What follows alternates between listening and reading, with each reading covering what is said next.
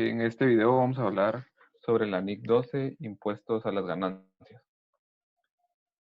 Inicialmente tomamos esta información para hacer una reflexión y hacemos un comparativo con la información médica, siendo que nosotros nos ponemos en un comparativo que somos médicos como para las entidades en sí.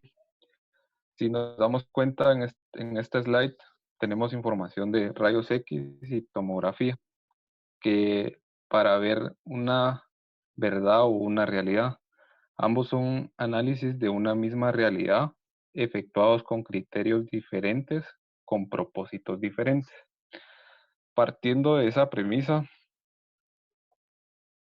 vamos a ver cómo lo manejamos nosotros en relación a la información financiera. Actualmente en Guatemala tenemos, o la mayoría de las empresas se maneja sobre la base fiscal. Sin embargo, tenemos los estándares internacionales de información financiera NIF, que son criterios que ya deberíamos de estar adoptando y que empresas, no el 100%, sin embargo, algunas ya cumplen con estos estándares. A raíz de esto, también tenemos que ver una verdad o una realidad que va a ser el comparativo entre ambas bases. Ambos estados financieros presentan la verdad o la realidad, pero a medida con diferentes criterios técnicos, con diferentes propósitos.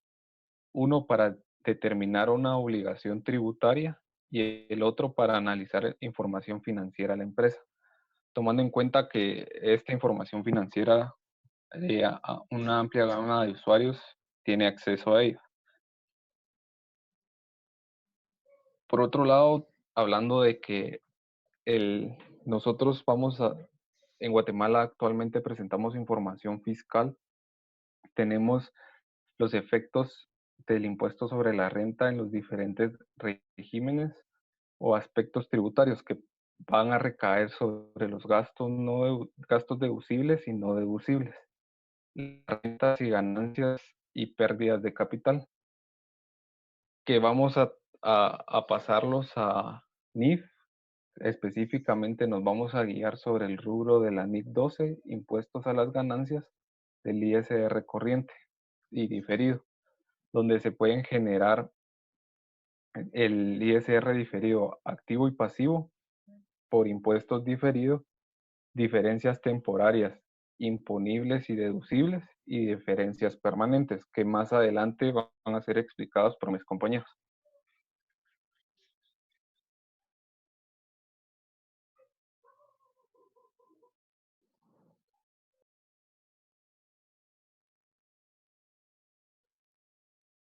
Mi nombre es Cristian Ávila. Como comentó Gerardo, la NIC 12 lo que nos permite es tener una herramienta con la cual podemos presentar un mismo estado financiero con dos diferentes bases contables sin caer en el principio de doble contabilidad.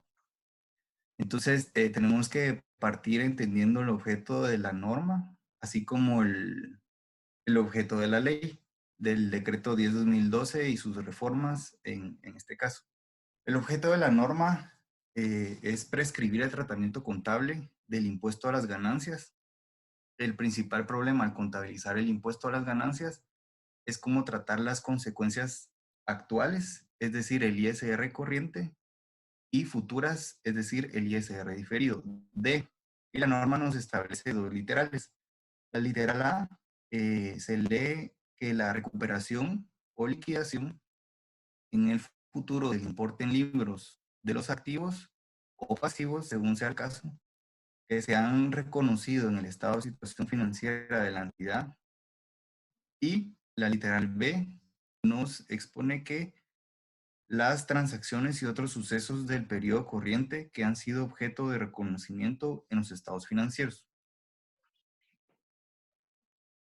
El objeto de la ley, por otra parte, nos indica que se decreta un impuesto sobre todas las rentas que obtengan las personas individuales, jurídicas, entes o patrimonios que se especifiquen en este libro.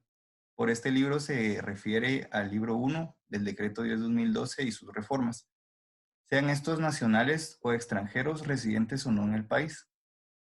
El impuesto se genera cada vez que se producen rentas grabadas y se determina de conformidad con lo que establece el presente libro. De nuevo, el libro 1 del decreto 10/2012 y sus reformas establece los tipos de renta que existen en Guatemala, los tipos de régimen que existen en Guatemala, el tipo impositivo y demás cuestiones de la normativa como tal para poder establecer, determinar el impuesto sobre la renta del periodo.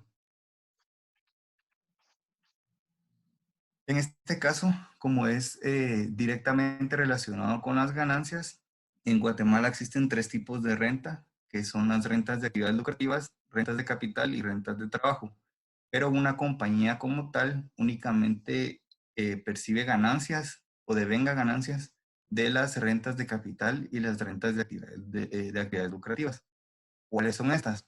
Las rentas de capital, la obtención de rentas de capital y la realización de ganancias y pérdidas de capital en dinero o en especie que provengan directa o indirectamente de elementos patrimoniales, bienes o derechos cuya titularidad corresponda al contribuyente.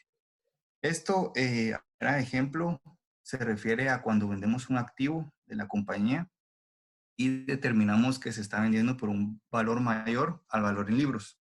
Entonces se determina una ganancia de capital, ya que el giro de la compañía en este ejemplo no es vender este tipo de activos. Por otro lado, las rentas de actividades lucrativas se entiende por actividades lucrativas las que suponen la combinación de uno o más factores de producción. Los factores de producción son tierra, capital, trabajo y tecnología. Por tierra se refiere a los recursos naturales que se obtienen de ella. Trabajo es el tiempo en que las personas dedican a la transformación de estos. Capital se refiere a los activos y al dinero en sí, a través de los cuales se puede alcanzar la transformación de un elemento, de una propiedad, de una materia prima. Y tecnología se refiere a los procedimientos y a la tecnología como tal para poder llevar a cabo el proceso productivo de la compañía. Gracias. Para continuar con nuestra exposición tenemos la definición de ISR diferido y este lo podemos definir como la variación entre la base tributaria o fiscal y la base financiera o contable. Esta variación origina activos por impuestos diferidos y pasivos por impuestos diferidos. Los activos por impuestos diferidos son las cantidades sobre las ganancias a recuperar en periodos futuros, las cuales están relacionadas con las diferencias temporales deducibles. Por su parte, los pasivos por impuestos diferidos son las cantidades de impuestos sobre las ganancias a pagar en periodos futuros. Estos están relacionados con las diferencias temporarias imponibles. La definición de diferencia temporaria deducible y la definición de diferencias temporarias imponibles las veremos más adelante. Para poder determinar si un activo cumple con la definición para ser diferido, tenemos que respondernos tres cuestionantes. Primero, si se conoce la tasa a la cual se obtendría el ahorro de ISR al momento de ser realizado. La segunda cuestionante es si la ley del impuesto sobre la renta permite la deducción en periodos futuros. Y la tercera cuestionante es si la compañía generará rentas futuras a efectos suficientes para perfeccionar la deducción y obtener un ahorro de ISR. Para ilustrar de mejor manera las cuestionantes anteriormente mencionadas, tenemos la siguiente tabla. En la primera columna vamos a encontrar las tres mismas cuestionantes de la diapositiva anterior. Para ver su aplicabilidad, tenemos las pérdidas de operación y las pérdidas de capital. La primera cuestionante era si la ley del impuesto sobre la renta permite la deducción en periodos posteriores. Para las pérdidas de operación, la respuesta es no. La ley vigente no permite la compensación de pérdidas en años posteriores. Para las pérdidas de capital, la respuesta es sí. La legislación vigente permite su compensación dentro de los 2 años siguientes a la que fue originada. Para la segunda cuestionante teníamos si la compañía generará rentas futuras a efectos suficientes para perfeccionar la deducción y obtener un ahorro de ISR. Para las pérdidas de operación la respuesta es sí, en el caso de obtener utilidades. Para las pérdidas de capital la respuesta nuevamente es sí, ya que eventualmente la compañía podría generar ganancias por la negociación con activos. La tercera cuestionante es si se reconoce la tasa a la cual se obtendría el ahorro de ISR al momento de ser realizado. Nuevamente, para las pérdidas de operación, la respuesta es sí, ya que la legislación establece una tasa del 25% para utilidades en el régimen de actividades lucrativas, y para las pérdidas de capital, la respuesta es sí. La tasa aplicable para las ganancias de capital es del 10%. Como vemos, las pérdidas de capital, las tres cuestionantes cumplen con la definición para poder reconocerlas como un activo diferido. Les voy a hablar acerca de las diferencias temporarias. Existen las imponibles y las deducibles, y también tenemos las diferencias permanentes. Las diferencias temporarias son las diferencias que se producen entre la base fiscal y la base financiera. En las imponibles hablamos que sobre la base financiera se debería de pagar más, se debe de registrar un pasivo. Y en las deducibles, si sobre la base financiera se debe de pagar menos, se registra un activo. Cuando hablamos de diferencias permanentes, son aquellas que no van a ser liquidadas en la determinación de la ganancia futura, que corresponden al periodo corriente, que no se van a poder revertir, por lo que no van a generar un ISR diferido. ¿Qué casos generan diferencias? Para las diferencias temporarias tenemos los métodos de depreciación y vida útil de activos fijos, deterioros de activos fijos, propiedades de inversión, reconocimiento de cuentas incobrables, inventarios y reservas laborales, que puede ser la indemnización, entre otros. Para las diferencias permanentes tenemos los gastos no deducibles reconocidos en el periodo corriente y reservas para contingencias fiscales. Hablando de los activos fijos, existen 5 factores que generan las diferencias temporarias entre la base fiscal y la base NIF. Para la ley del ISR tenemos que el método de depreciación lo permite por el método de línea recta y cualquier otro que sea autorizado primero por la SAT. En el caso de la NIC 16 indica que pueden ser 3 métodos: el lineal, el decreciente y las unidades de producción. En la vida útil, la ley del ISR indica que es conforme a los porcentajes máximos de depreciación que se establece según el artículo 28, mientras que en la NIC 16 se determinará en función de la utilización prevista, el desgaste físico esperado, la obsolescencia técnica o comercial y los límites legales. En el cambio, en la estimación, la ley del ISR no permite deducir en periodos posteriores la depreciación que no fue reconocida en el año al que corresponde, mientras que la NIC 8 sí lo permite, indicando que el efecto de cambios en la estimación de la vida útil afecta a partir del periodo corriente o en la reestructuración de estados financieros. Para el deterioro de activos, la ley del ISR no permite rebajar el valor de los activos por deterioro, únicamente por depreciación, por reconocimiento de una pérdida cuando se vende, o como una pérdida si se documenta por un extravío, rotura o daño. Mientras que la NIC 36 sí considera que el valor de un activo se deteriora cuando su importe en libros excede su valor recuperable. Cuando hablamos de propiedades de inversión, la ley del ISR no hace ninguna distinción en referencia a las propiedades de inversión. Solo se establece que para los activos utilizados en la operación se reconocerá depreciación y que al momento de su venta pueden originar o una ganancia o pérdida dependiendo del ingreso que se obtenga. Mientras que la NIC 40 reconoce 2 tipos de bienes: los utilizados para generar rentas o plusvalías y los utilizados en la operación.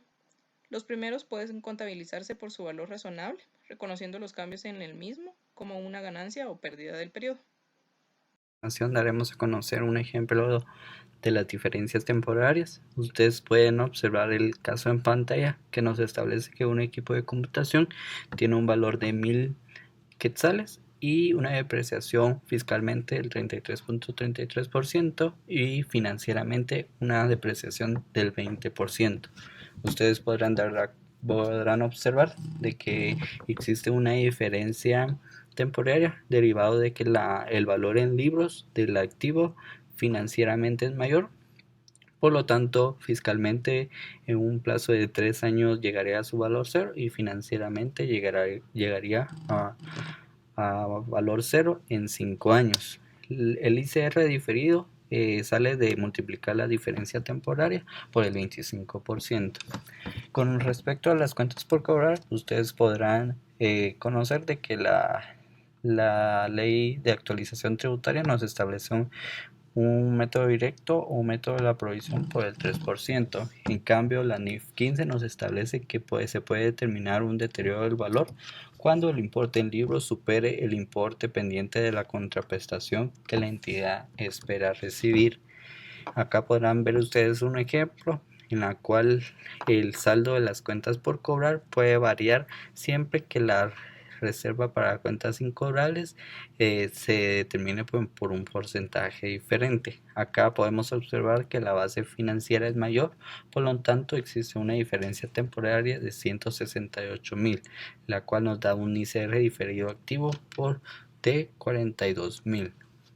Continuando con los inventarios, ustedes conocerán que la ley de actualización tributaria no nos establece no nos establece que pueda realizarse una reserva para inventarios. Sin embargo, la NIC 37 nos da algunos parámetros en los cuales sí nos permiten realizarlo. A continuación, ustedes podrán observar un ejemplo de las diferencias temporarias en las cuales nos establece que la compañía pretende realizar una reserva por el 6%, la cual va a ascender a 336.000. Como podrán ver, la compañía financieramente sí va a realizar una depreciación, una reserva para inventarios, pero fiscalmente no es permitido. Entonces, por lo tanto, esto nos establece un ICR activo del 84.000 contra un ICR diferido de 84.000.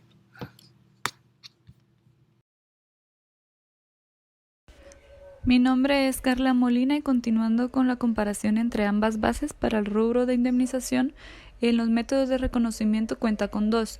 La reserva para indemnizaciones, en la cual la ley del ISR permite un porcentaje del 8.33% del total de las remuneraciones, y la deducción directa, en la cual la ley también permite deducir la indemnización pagada por la terminación laboral siempre y cuando no cuenten con reservas, y según la base financiera, la NIC 19, se requieren suposiciones actuariales para medir la obligación contraída y el gasto, existiendo la posibilidad de obtener pérdidas y ganancias actuariales, aún más las obligaciones que se miden con una base descontada, ya que se pueden liquidar muchos años después de que los empleados presten un servicio relacionado.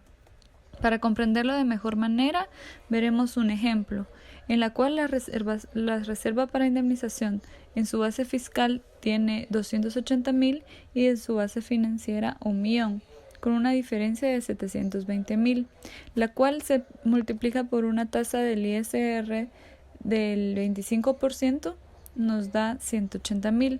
quedando el registro contable de un ISR diferido activo por el hecho de la naturaleza de la cuenta y tomando en consideración que la diferencia temporaria es deducible por el hecho de ser un activo. Concluyendo con nuestro análisis, se pueden considerar en tres grandes factores. El primero, que el ISR diferido puede originarse en dos momentos: por la realización de la transacción en la que se permite una deducción clara en un futuro, o por las diferencias originadas al aplicar la normativa tanto internacional como local, internacional NIC y NIF, y local en el caso de Guatemala la ley del ISR Decreto 10/2012. El segundo factor sería las diferencias temporarias imponibles, las cuales dan lugar a un pasivo, mientras que las deducibles permiten el reconocer un activo, siendo deducible por las menores cantidades de impuesto a pagar y mayores a devolver, y en su caso contrario, la diferencia temporaria imponible para la aplicación de impuestos futuros. El tercer y último factor es que se considera adecuado actualizar el ISR diferido para que los usuarios de la contabilidad puedan tener una información más actualizada. Esa ha sido nuestra exposición acerca de la NIC 12, impuesto a las ganancias.